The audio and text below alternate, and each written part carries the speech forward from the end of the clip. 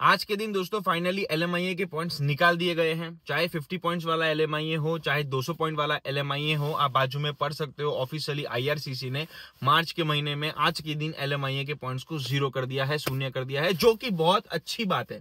अब ये बात अच्छी किसके लेनी है? खास करके उन लोगों के लेनी है जो लोग LMIA की ट्रेडिंग करते थे, जैसे कि जो एजेंट थे, यहाँ तक कि जो शॉप्स वाले हैं, रेस्टोरेंट्स वाले हैं, उन लोगों ने तो प्रॉपरली बिजनेस ही इसलिए ओपन किया था कि भाई LMIA हम बेचेंगे 15,000, 20,000, 30,000, 40,000।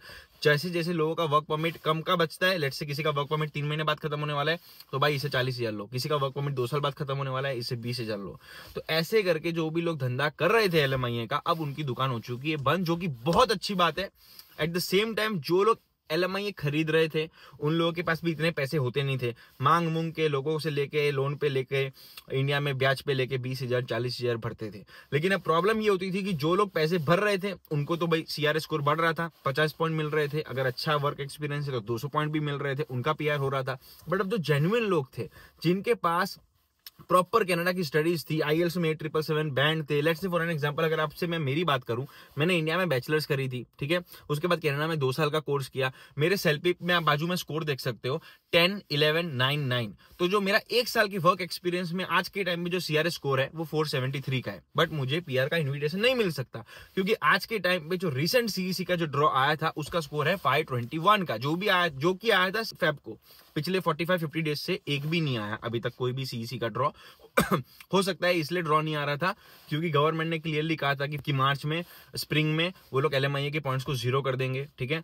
तो उस चक्कर में उन्होंने सोचा होगा कि LMIA के पॉइंट्स एक बार जीरो हो जाएंगे, उसके बाद हम प्रोसेस स्ट्रीमलाइन कर देंगे एंड फिर बैक टू बैक ड्रॉ निकालेंगे। हालांकि PNP का और फ्रेंच का जो ड्रॉ आया था बहुत आ रहे थे, आप देख सकते हो। जो रिसेंट फ्रेंच का ड्रॉ आया था उसमें CRS स्कोर बहुत ज्यादा डाउन जा चुका है। तो जो लोग को फ्रेंच आती है उन लोग को तो भाई बल्ले बल्ले है, उनको तो डायरेक्ट PR ही है।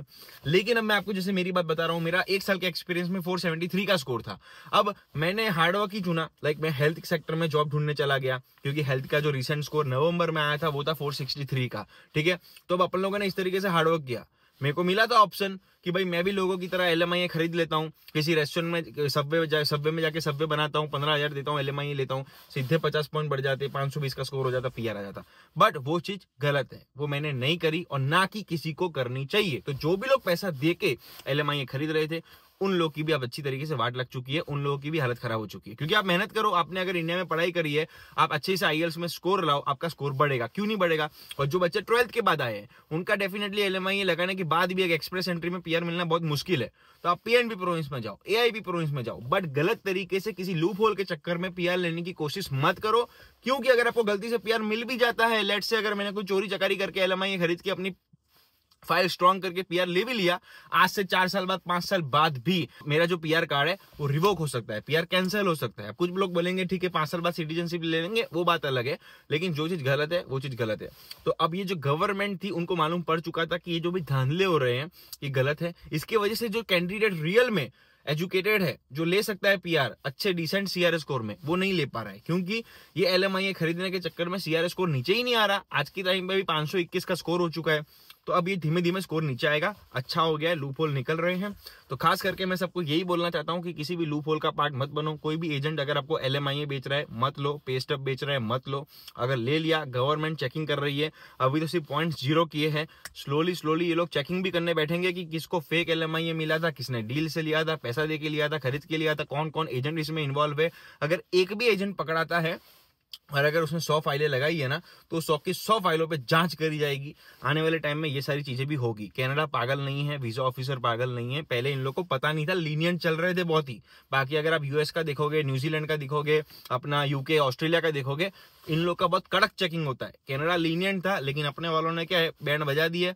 तो अब ये लोग भी अब टफ हो चुके हैं। लेकिन अच्छी बात है, टफ हो चुके हैं तो अच्छी बात है, क्योंकि जो लोग नालायकी से PR ले रहे थे सिर्फ उनकी वाट लगी है। जो लोग अभी भी लायक बच्चे हैं, जो स्ट्रीमलाइन अच्छे से स्कोर वोर बढ़ा के PR लेने की कोशिश कर रहे हैं, उनके लिए अच्छी बात है। क्योंकि अगर आप बाजू में देखोगे ना, तो जो PR का जो नॉर्मल स्कोर हुआ करता था वो 450, 460, 470, 480 इस तरीके की इतनी ही रेंज में होता था। रिसेंटली 2 या 2.5 साल पहले मेरी एक फ्रेंड को 486 का ड्रॉ में PR का इन्वाइट आया था। अभी जो मेरा एक्सपीरियंस है, जस्ट मई में अभी होने वाला है, 2 साल कंप्लीट हो जाएंगे, तो मेरा भी स्कोर 486 हो जाएगा। लेकिन एक होप ही नहीं थी साली, क्योंकि स्कोर ही नीचे नहीं जा रहा।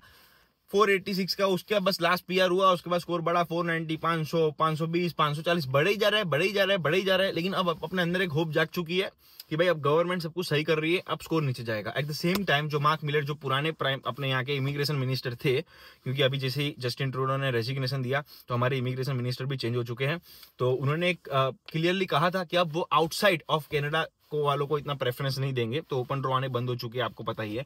अब सिर्फ सीईसी यानी कि कैनेडियन एक्सपीरियंस क्लास के ही ड्रॉ आ रहे हैं।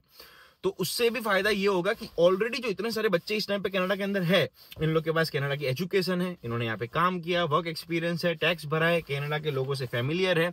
अब इन लोगों को प्रायोरिटाइज करने के लिए सीईसी ड्रॉ चालू किया था। अब बस भगवान से प्रार्थना ये करो कि इन लोगों ने जो चालू किया था उसको ये लोग निकाले। At the same time Canada ने खुद की कंट्री के लिए भी एक अच्छी चीज करी है, जैसे कि कैटेगरी बेस्ड ड्रॉ लॉन्च किया है, ठीक है।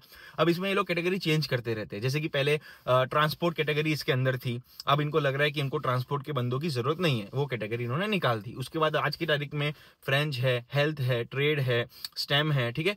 तो ये जो एजुकेशन वाली जो एक नवी कैटेगरी भी डाली है रिसेंटली, तो इससे भी कनाडा को अच्छा है, क्योंकि अगर ये लोग सही बंदों को बुलाएंगे तो जो एग्जैक्टली जो नीड है यहाँ पे इस टाइम पे, जो लोगों की कमी है, खास करके हेल्थ सेक्टर में बहुत लोग की कमी है, तो वो कमी फुलफिल होगी। तो यहाँ के जो नॉर्मल लोग हैं ना, उन लोग को इमिग्रेंट से नफरत नहीं होगी, उनको अच्छा लगेगा। बाकी अभी के टाइम पे तो ऐसा हो रहा है कि जो इमिग्रेंट्स है वो कनाडा में आ रहे हैं, लेबर जॉब्स कर रहे हैं, हर जगह बस लेबर जॉब्स ही कर रहे हैं। तो खास करके एक अपने इंडियन लोग की छवि बन रही है कि भाई ये लोग लेबर जॉब ही करते हैं, ठीक है। लेकिन अगर वही इंडियन यहाँ पे आने के बाद, जैसे कि आज के टाइम पे इनको कंस्ट्रक्शन के लिए बंदे चाहिए, कंस्ट्रक्शन का काम करेगा। अगर यहाँ पे इनको हेल्थ के बंदे चाहिए, हेल्थ का काम करेगा, ठीक है।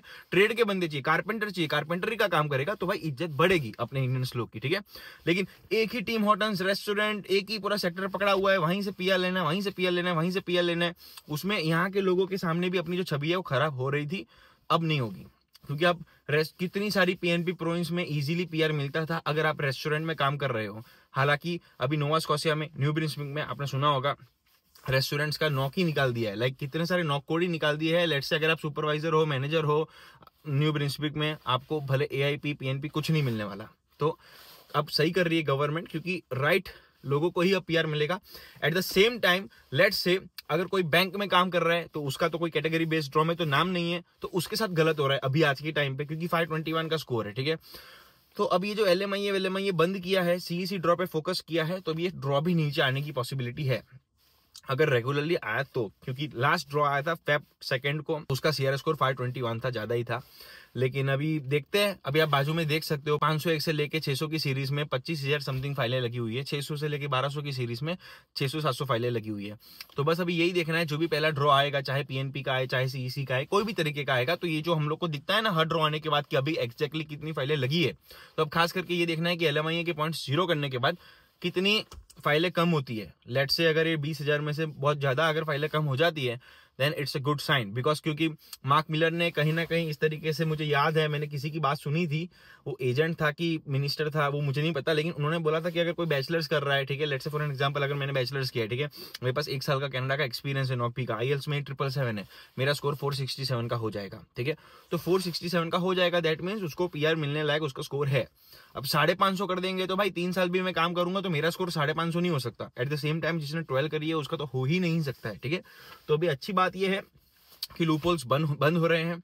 अभी ये वीडियो देख के खास करके मुझे वो लोग गाली देंगे जो लोग एलएमआईए खरीद के बैठे हुए थे, पीआर लेने की कोशिश कर रहे थे, या जो लोग मेहनत नहीं करना चाहते, ठीक है, उन लोग की तो भाई वो मुझे गाली देंगे। I accept that, no problem, क्योंकि बहुत कम परसेंटेज वाले होंगे। बट बाकी लोग को तो भाई मजा आ रहा है ये न्यूज देख के कि एलएमआईए बंद हो चुका है, ठीक है। क्योंकि 100 में से अगर 10 लोग एलएमआईए ले रहे हैं तो 90 लोग नहीं ले रहे थे, उन लोगों के साथ नाइंसाफी हो रही थी। अब वो नाइंसाफी नहीं होगी, अब होगा बेटा प्रॉपर इंसाफ। तुमने अगर सही तरीके से पीआर लिया है तो तुमको पीआर मिलेगा, तुमने बीच में धांधले करे हैं तो एलएमआईए के पॉइंट्स उड़ चुके हैं। And at the same time government को देखना चाहिए कि साला जिसने भी गलत करके पीआर लिया है, भले पीआर कार्ड आ चुका हो उसके पास आज, भले उसके पास कनाडा का पासपोर्ट आ चुका हो, अगर गलत करके पेस्टअप लिया है, गलत करके पीआर लिया है, गलत करके उसने एलएमआईए से किसी भी तरीके से धांधले किए है ना, भाई रिजेक्ट करो उसका एलएमआई, उसका निकालो पीआर कार्ड, रिजेक्ट करो, रिवोक करो, भेजो उसको वापस से इंडिया में। तो इससे मालूम पड़ेगा आने वाले लोगों को कि गलत नहीं करना है। और खास करके ये जो एजेंट है ना, जो ये एजेंट है, उन्होंने पूरा एक बिजनेस मॉडल बना रखा है। अरे आ जाओ, हम तो करवा देंगे, इतने दे दो, 25 लाख दे दो, 50 लाख दे दो, 1 करोड़ दे दो, हम आपका करवा देंगे। ये सब बंद होगा, ब्लैक मनी बंद, करप्शन बंद, बैड इमिग्रेशन बंद, इंडिया का जो नाम बर्बाद हो रहा है वो सब भी बंद। क्योंकि जो लोग सीरियसली अपनी लाइफ को लेके फोकस्ड है, ऑर्गेनाइज्ड है, आगे जाना चाहते हैं, ठीक है, मेहनत करना चाहते हैं, उन लोगों को भी गालियां सहन करनी पड़ रही है। क्योंकि एक गंदी मछली सारे तालाब को गंदा कर देती है। तो ऐसी हालत हो चुकी थी इस टाइम पे।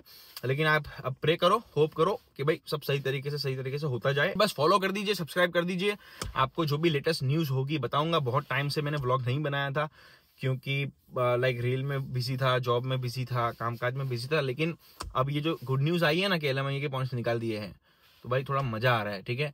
तो अब सोच रहा हूँ कुछ ना कुछ वीडियो बनाऊं। और खास करके भाई अपनी नीश इमिग्रेशन वाली नहीं है, तो मेरी एडवाइस जो है वो इमिग्रेशन लॉयर की तरह मत समझना, कोई एजेंट की तरह मत समझना, ठीक है।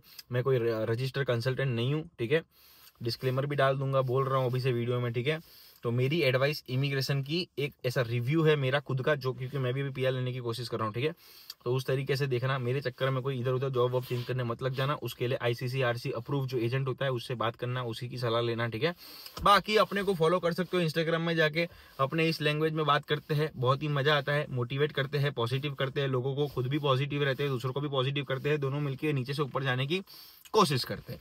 इसे सब्सक्राइब कर दीजिए। आपसे मिलते हैं किसी नेक्स्ट वीडियो में, तब तक के लिए take care, bye bye and stay safe guys.